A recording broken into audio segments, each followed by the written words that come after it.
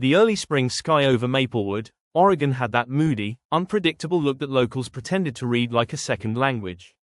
Clouds stacked like overstuffed pillows, gray smudges drifted lazily, and the air tasted faintly like wet pavement and cedar.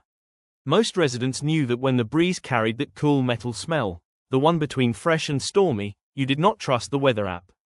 You trusted your gut, and jackets with hoods, and preferably boots, maybe even a spare pair of socks if you were a seasoned Oregonian. Evan Parker, however, had never mastered that cultural instinct. He stood on his small front porch, sipping lukewarm coffee from a chipped blue mug that said, "I don't do mornings," a statement that was aggressively true in his case.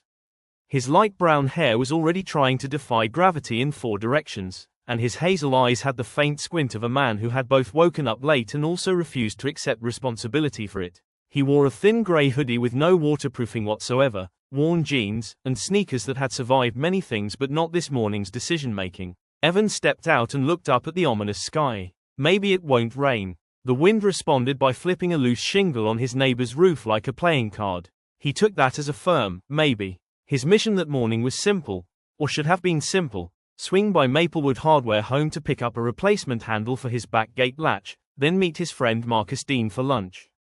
Except the replacement handle was something he'd already bought once, installed once, broken once, and was embarrassed to explain at the hardware store again. Marcus had left a voicemail teasing him. "Bro, I'll meet you at noon. Try not to bring me another story about how you wrestled your fence and lost." Evan had chuckled, a little wounded because of how accurate it was. He took 3 confident steps off his porch before the first raindrop landed squarely on his forehead. 1 drop, then another, then 4 dozen, then a sheet of water like the sky had popped a balloon full of rain. Evan yelped and sprinted to his car, juggling his mug, keys, and dignity. He slipped the moment his shoe hit the driveway, because of course he did, and threw his other hand out to catch himself. His coffee launched into the air in a perfect cinematic arc, splashing directly onto his own hood as he hit the ground with a wet thud. Seriously. Across the street, Mrs. Dorothy Crane, Maplewood's unofficial neighborhood watcher, not in a creepy way, in a "I know everything that happens and will bring you homemade muffins about it" way, peered out from under her porch awning. Her silver curls frizzed in the damp air, and she clutched her floral umbrella with the determination of someone ready to comment on the weather at a moment's notice. "You all right over there, Evan?" she called. "I'm good," he shouted back, untangling his limbs. "Doesn't even hurt." The universe chose that moment to add a rumble of thunder, just for comedic emphasis. Dorothy nodded with all the seriousness of a small-town grandmother. "Supposed to rain all day. They said so on Channel 9. Evan didn't have the heart to admit he never watched Channel 9. Or any channel. He mostly lived off app notifications and Marcus's reminders. "Just running an errand," Evan shouted, sliding into his car. "Take an umbrella," Dorothy insisted. He pretended not to hear her and started the car. He regretted it exactly 4 minutes later. By the time Evan reached Maplewood Hardware home, the rain had upgraded from mildly annoying to wrath of Poseidon. Puddles the size of small ponds formed at the edges of the parking lot. The air smelled of wet mulch, cold metal, and the specific scent hardware stores had, half lumber, half nostalgia. He darted from the car to the entrance, misjudging his step and landing squarely in a puddle deep enough to baptize his shoe. Water shot up his leg like a geyser. Inside, Linda Harper, the store manager, was setting out wet floor signs while humming an old country song. At nearly 60, with a floral apron over her sweater, she moved with the warm energy of someone who had helped half the town install something correctly, and had scolded the other half lovingly when they failed. "Oh dear," she said when she saw him. "You're soaked." "I'm experimenting with new methods of weather denial," Evan replied. Linda smiled knowingly. "And how's that working out for you?" "About as well as last time I tried to assemble IKEA furniture without instructions." She handed him a small towel from a bin of returns that had slightly irregular threads, which was hardware store language for free but don't complain. "What brings you in?" she asked. The gate latch again." Her eyebrows rose in concern, the sympathetic but deeply amused kind. "Again? I think my fence is fighting back. Or you're installing it upside down." He didn't argue because there was precedent. Linda pointed him toward aisle 4. "Grab what you need. Don't slip. Floors are wet." That warning was extremely relevant, because 2 kids, Ruby Flores and her teenage brother Tommy, were sprinting past the aisles with skateboards tucked under their arms, completely ignoring Linda's rules. "Hey," Linda barked. "No running." And no skateboards inside. It's raining, not the apocalypse. Ruby called back, but the puddles look sick outside. Evan shook his head at the kids and rounded the corner toward the latch section. That was when another, larger problem appeared. A drip. Then another. Then, plunk plunk plunk, a steady stream dripping directly onto the boxed merchandise overhead. Evan stared up at the ceiling as rainfall seeped through some suspicious-looking tiles. "Oh no, oh no no no," he whispered. At that exact moment, a new crack appeared in the ceiling tile, and a small but mighty stream of water blasted down like a leaky fire hydrant, aimed directly at him. "Nope," he shouted, diving behind an end cap of doorknobs. Water slammed onto the floor, splashing outward like an angry fountain. "Linda," he hollered, "the sky is falling." Linda rushed over, her apron bouncing, her hair already frizzing. "Every spring," she groaned. "The roof expands, the seams open, the water gets in. It's like nature wants to remodel my store." Tommy appeared behind her, eyes wide. "Yo, it's like a water show. This is not entertainment," Linda snapped. "Looks pretty entertaining," Ruby added, filming the mini flood with her phone. Evan attempted to lift a soggy box of latches and immediately got another splash, this time directly into his eye. "Ow, seriously?" Linda blew a frustrated breath. "All right, new rule, no one moves until I get a bucket." Tommy, inspired by chaos, said, "I'll get one."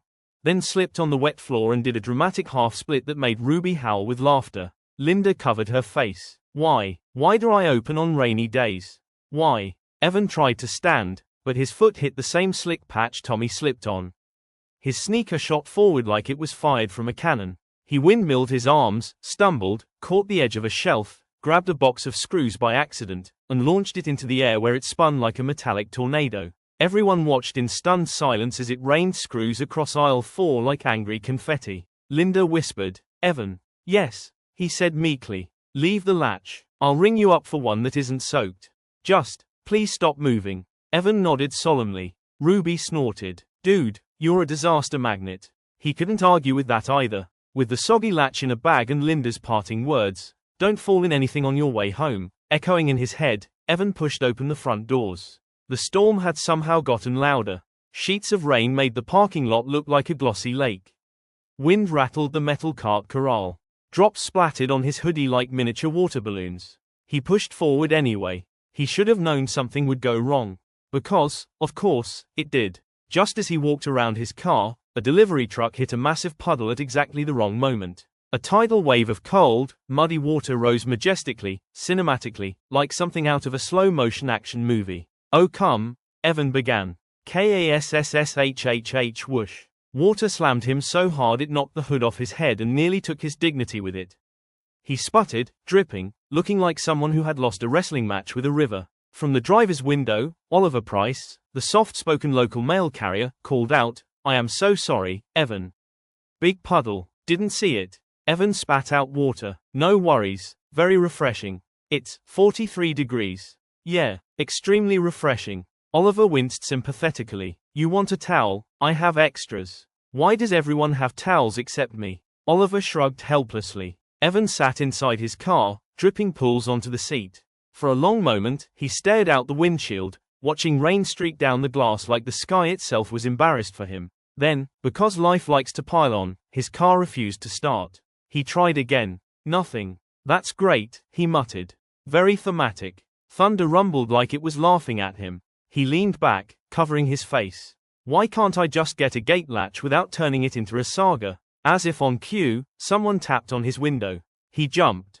It was Earl Thompson, the elderly retired teacher who always walked everywhere, rain or shine. He held his plaid umbrella sideways to block the downpour, though it was doing a poor job. Evan rolled down the window a crack. "You look miserable, son," Earl said cheerfully. "Thank you, Earl. I'm living the Oregon dream. Happenstance like this builds character," Earl said. "And good stories. I've got too many stories." "No such thing," Earl replied, grinning. "Need a push?" Evan blinked. "A push? For your car? Starter's probably wet." "Happens all the time." Evan sighed. "Sure, why not? Today can't get any worse." Earl's grin widened. "That's the spirit." It absolutely was not the spirit, but Evan appreciated the effort. Earl braced himself behind the car. "All right, on 3. But before Earl even finished saying 3, A huge gust of wind whipped through the parking lot and snatched his umbrella, spinning it wildly like it was trying to escape a kidnapping. Earl shouted, "My umbrella!" Evan lunged out of the car just in time to grab it, but stepped into yet another puddle. His foot sank so deep he made a noise only dogs could hear. A teenager across the lot, someone Evan didn't know, shouted, "Yo, that dude just disappeared into the ground." "I'm fine," Evan yelled back. He was not fine. He pulled his shoe out with a painful slurping sound, grabbed Earl's umbrella, and handed it back. Earl laughed warmly, clapping him on the shoulder. "You, Evan Parker, are a walking adventure. Can I get that on a resume?" You could. Together, after several attempts, and much rain in places rain should not go, they managed to get the car started. Evan waved goodbye, soaked to the bone, and drove off as Earl shouted, "See you at the spring fair this weekend." He wasn't sure he'd survive until the weekend. By the time Evan reached the small bridge leading into his neighborhood, the rain had calmed from angry to sarcastic drizzle. The road shimmered with puddles reflecting streetlights. A group of kids in rain boots splashed in the largest puddle like it was a sacred ritual. He slowed down, smiling slightly. Then he saw it, the largest puddle he'd ever seen forming right beside his driveway. It looked deep enough to require its own zip code. "Not today," he muttered.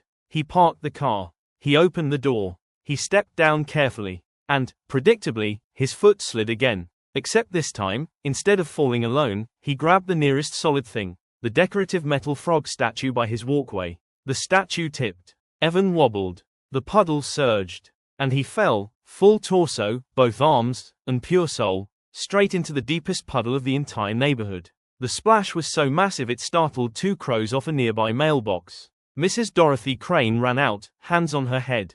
"Lord have mercy. Are you drowning?" Ruby rode by on her bike, saw him face down in the water, and yelled, "Bro, this is the funniest thing I've ever seen." Evan lifted his head, water streaming from his hair. "I think I live here now," he said. Dorothy clapped her hands. "Come stand up, sweetheart." He groaned. "Give me a minute." Kids gathered around, cheering like he performed a stunt. And somewhere deep inside all this humiliation, something small and warm sparked, an echo of the joy he'd seen in the kids splashing earlier. He didn't know it yet, but this ridiculous puddle was going to change things. For now, though, he just lay there, soaked, muddy, surrounded by witnesses. He closed his eyes. "Perfect day," he muttered. And thus ended scene 1.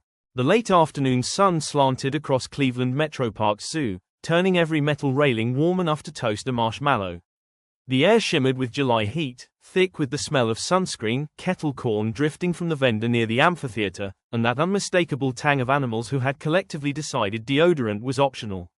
Evan Parker, forever the curious, slightly scattered, good-natured early 30s guy he was, wiped a thread of sweat from his jawline and pushed his light brown hair back, though it fell forward again in the same charmingly messy way. He was back. He was not giving up. Not today. Not after that monkey had humiliated him in front of, roughly, 7 retirees, 4 toddlers, a mom group, and 1 teenage girl who recorded it on her phone and probably titled the clip something like, "Dude gets outplayed by monkey #fail." Evan stood at the railing again, same place as earlier, ready for redemption.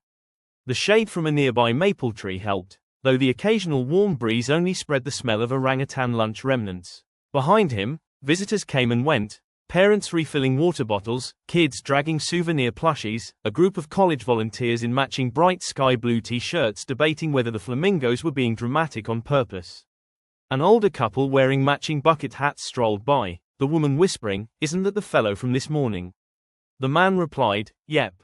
Poor guy. He's back for round 2. Evan pretended he didn't hear that. Inside the habitat, the tiny capuchin monkey, the same criminal mastermind from earlier, watched him with beady, calculating eyes.